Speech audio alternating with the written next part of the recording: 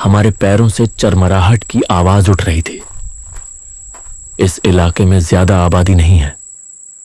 जो कुछ घर दिखते भी थे वे गहरे अंधेरे में डूबे हुए थे। झिंझी लगातार आवाज दे रही थी। हम दोनों में से किसी ने कुछ कहा नहीं। चारों तरफ एक गहरा सन्नाटा था।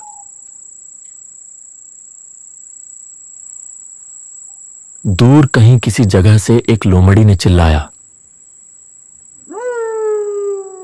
काफी देर चलने के बाद थोड़ी दूर एक झाड़ी से ढके तालाब जैसा कुछ दिखाई दिया। रंजन उसी तरफ बढ़ रहा था। समझने में देर नहीं लगी कि यही वह राय दिघी है। थोड़ी और आगे बढ़ते ही जगह को ठीक से देख पाया। तालाब के चारों तरफ घास पत्तों ने इसे ढक रखा था। तालाब के पार बांस के पेड़ों का घना जंगल ऐसा अंधकार का घेराव बना रहा था।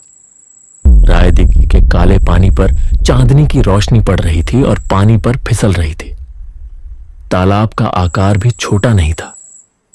रंजन अंधेरे में एक जगह खड़ा होकर मुझे हाथ हिलाकर पास बुलाया। पास पहुंचते ही मैंने देखा कि वहां एक अस्पष्ट पैदल रास्ता था।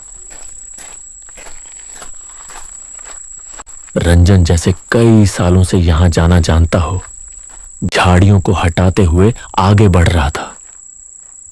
मुझे फिर से अजीब सा लगा। मन में धीरे धीरे एक संदेह अंकुरित होने लगा। झाड़ियों को हटाकर हम ठीक तालाब के किनारे पहुंच गए। जंगल एक जगह थोड़ी कम था।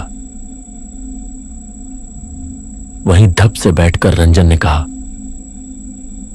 मैंने जो कहा था तुम्हें सब याद है ना?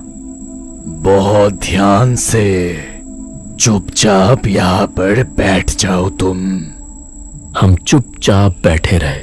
शब्दहीन क्षण एक एक करके गुजरने लगे।